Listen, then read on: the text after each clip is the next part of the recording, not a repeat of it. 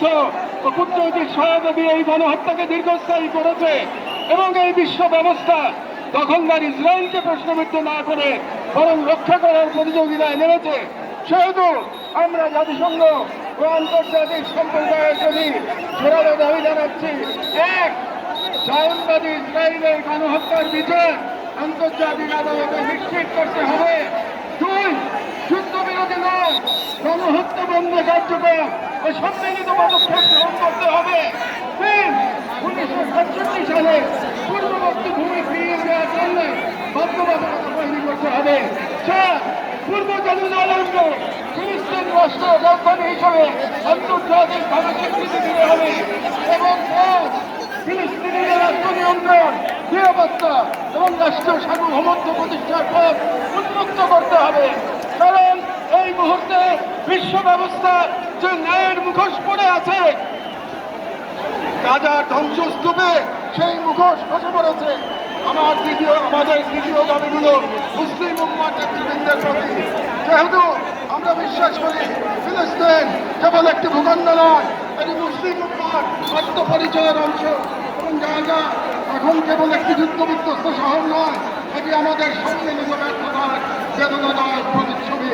এবং উম্মার প্রতিটি সদস্য, প্রতিটি রাষ্ট্র এবং প্রতিটি নেতৃত্বের মধ্যে অর্পিত সেই আমানত যে আল্লাহ প্রদত্ত ভ্রাতৃত্ব ও দায়িত্বের সূত্রে আবদ্ধ। এবং ইসরায়েল একটি অবৈধ দখলদার গণহত্যাকারী রাষ্ট্র, যা মুসলিমদের প্রথম কিবলা ও একটা পুরো জনগোষ্ঠীর অস্তিত্ব নিশ্চিহ্ন করতে সর্বশক্তি নিয়োগ করেছে। এবং ভারতের হিন্দুত্ববাদ আজ এই অঞ্চলে জায়নবাদী প্রকল্পের প্রতিনিধিতে পরিণত হয়েছে। মুসলমানদের বিরুদ্ধে সুপরিকল্পিত দমন নির্যাতন চালিয়ে যাচ্ছে এবং ভারতের সম্প্রতি আইনে হস্তক্ষেপের মাধ্যমে ধর্মীয় ঐতিহাসিক অধিকার ধারণ করা হয়েছে, তা উন্নয়নের জন্য একটি স্পষ্ট সতর্কবার্তা।